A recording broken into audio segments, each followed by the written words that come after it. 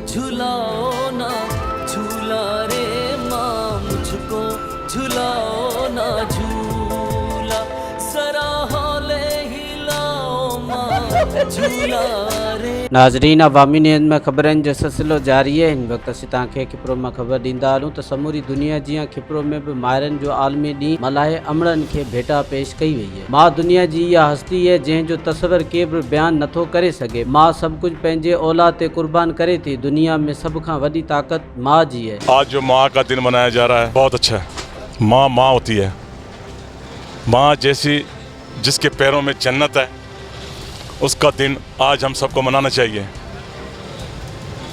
उस माँ के पैर में जन्नत है, उसकी दुआ में बरकत है।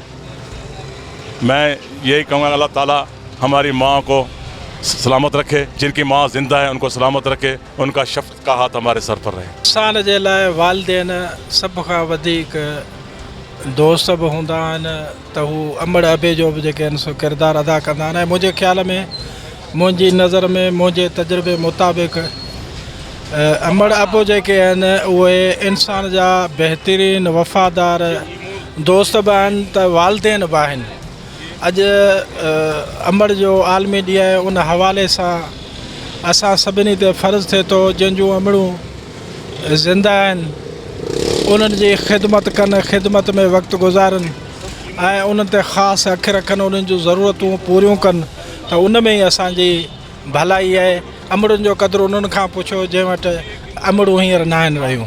मज़ीद खबरों और तफसीलात के लिए विज़िट करें हमारी वेबसाइट www.awamiNewsHD.com।